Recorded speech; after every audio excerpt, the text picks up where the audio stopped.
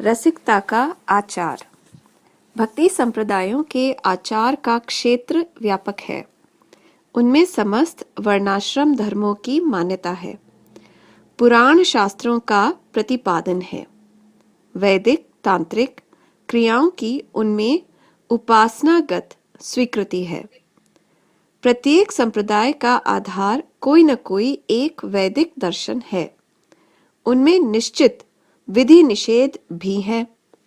सभी अवतारों देवी देवताओं का उनमें कहीं न कहीं सामंजस्य है। विभिन्न प्रकार के तप, व्रत, संयम, यज्ञ, योग, तीर्थ यात्रा उनकी साधना के माध्यम है। सभी संप्रदायों में किसी न किसी प्रकार की मुक्ति की आकांक्षा है जो साध्य है। जहाँ अनन्य प्रेम भक्ति होती है, वहाँ लक्ष्य के प्रति अधिकाधिक एकाग्रता होती जाती है। कर्म, धर्म और मुक्ति भी इधर की ही सीमाएं हैं। रस में उनका स्थान नहीं।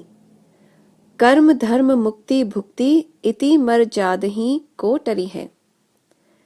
जब तक भोग और मोक्ष की कामनाएं हृदय में शेष हैं, तब तक प्रेम सुख का उदय नहीं हो सकता। जब मुक्ति लक्ष्य नहीं है, तो योग, यज्ञ और बाह्य नियमों की संगति लक्ष्य से नहीं बैठती। दर्शनों का आधार वैदिक तांत्रिक क्रियाएं, तीर्थ यात्रा, एकादशी आदि के व्रत सभी पीछे रह जाते हैं।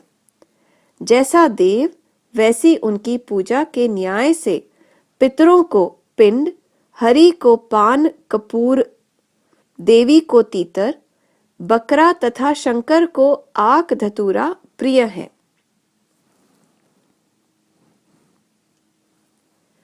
इन सब देवताओं की मान्यता इस रस संप्रदाय में नहीं है।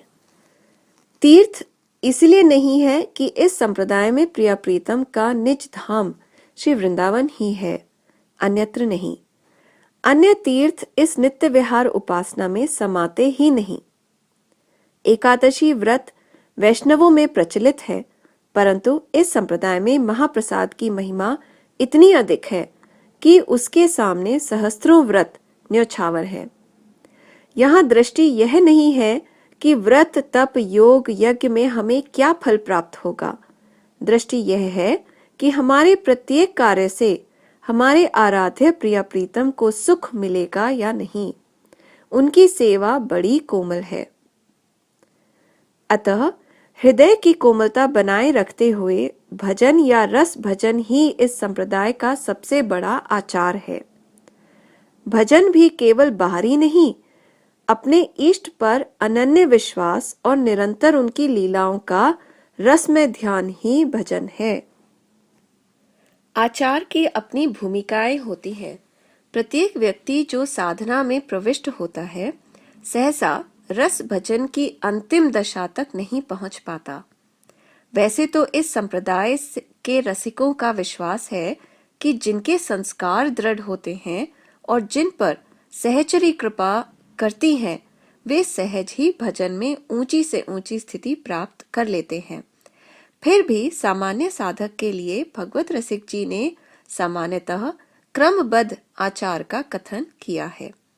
वे लिखते हैं कि भक्ति के संस्कार बनाने के लिए पहले किसी भक्त के मुख से भागवत और गीता का श्रवण करना चाहिए। तत्पश्चात व्यास जी द्वारा वर्णित नवदा भक्ति की ठीक समझ हो जाए, तब साधन मार्ग में आगे बढ़ने के लिए गुरु की आवश्यकता होती है। गुरु सोच समझकर करना चाहिए। बिना समझे यदि गुरु बना लिया तो ऐसी स्थिति हो सकती है जैसे अंधे नैव नियमानाः यथांधा। गुरु दक्ष हो, सर्वज्ञ हो और रस मार्ग का अनुभवी हो, तब गुरु की आज्ञा लेकर जगत से विरक्त होकर श्री वृंदावन का निवास कर यशस्वी बनना चाहिए। वृंदावन वास में किए रस भजन से अपने देह की सुधि भूलने की 5वीं स्थिति प्राप्त होगी। तब छठी अवस्था में रास की भावना हो सकेगी। रास की भावना दृढ़ हो जाने पर ही श्री स्वामी हरिदास जी की रस रीति अंतिम सोपान के रूप में साधक को प्राप्त हो सकेगी। प्रथम सुने भागवत भक्त मुख भगवतवाणी, द्वितीय आराधे भक्ति व्यास नव भांति बखानी, तृतीय करे गुरु समुझी दक्ष सर्वज्ञ रसीलो, चौथे होई विरक्त बसे बन राज जसीलो, पांचे भूले देह निज छठे भावना रास की, साते पावे रीति रस श्री स्वामी हरिदास की। वृंदावन में निवास करते हुए रसिकों की दिनचर्या कैसी हो, इसका भी वे संक्षेप में उल्लेख करते हैं। प्रातः उठकर साधक को यमुना स्नान करना चाहिए।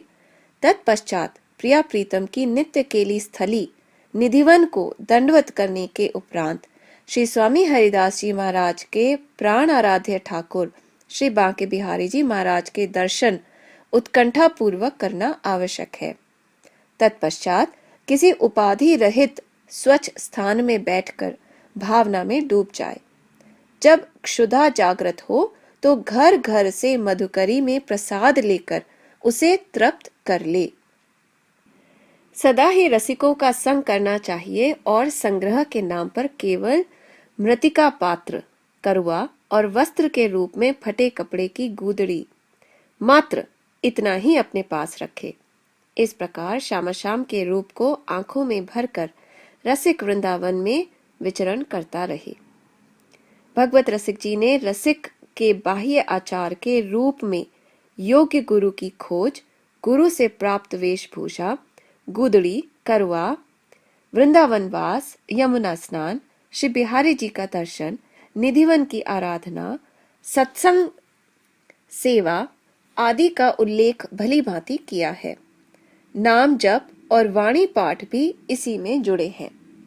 उन्होंने जहां लोभी कामी गुरुओं की भर्त्सना की है, वहीं सद्गुरु के महत्व का अंकन भी किया है। वे लिखते हैं, सद्गुरु के शब्द स्वाति जल के समान है, जबकि शिष्य का हृदय सीप के समान होता है। यदि सीप का मुंह खुला न हो, शिष्य में जिज्ञासा श्रद्धा न हो, तो स्वाति जल शिष्य के हृदय सीप में प्रविष्ट ही कैसे करेगा। फिर सकुची नाम की मछली जब उस सीप को, जिसमें स्वाति जल का प्रवेश हो गया है, टक्कर देती है, तभी स्वाति जल मोती बनता है। ये मीन है रसिक गण। रसिकों की संगति ही वह टक्कर है जो गुरु कृपा से प्राप्त स्वाति जल रूपी वचनों को शिष्य के हृदय में नित्य विहार का मोती बना देती है। सुयोग्य गुरु की सन्निधि में परम आचार्य स्वामी श्री हरिदास जी का नित्य स्मरण करना रसिक को अपेक्षित है, क्योंकि उनका वैराग्य, आचार, उनकी रसरीति सभी रसिक का पथ प्रदर्शन करते हैं। ऐसे निष्कपट और समर्पित रसिकों को स्वामी हरिदास जी स्वयं प्रकट होकर दर्शन देकर अपना कृपा प्रसाद देते हैं और नित्य विहार का अनुभव कराते हैं। भगवत रसिक को ऐसा अनुभव स्वयं प्राप्त हुआ था। निजमन में अनुभव भयो ललिता सखी प्रसाद, फुरी अगोचर वस्तु जग नित्य अनंत अनाद। स्वामी हरिदास जी की कृपा इतने महत्व की है कि यदि वे रसिक पर ढल जाएं, तो उसे बिना श्रम के ही अपना बना लेते हैं। राजा चितयो रानी भई, ऐसी कहावत के अनुसार यदि कृपालु अनन्य रसिक नरेश किसी पर कृपा कर दें, तो वह अनंत अनंत रस राशि का सहज ही साक्षात्कार करने की स्थिति में पहुंचकर सहचरी भाव को प्राप्त हो प्रिया प्रीतम की नित्य सेवा का अंग बन जाता है।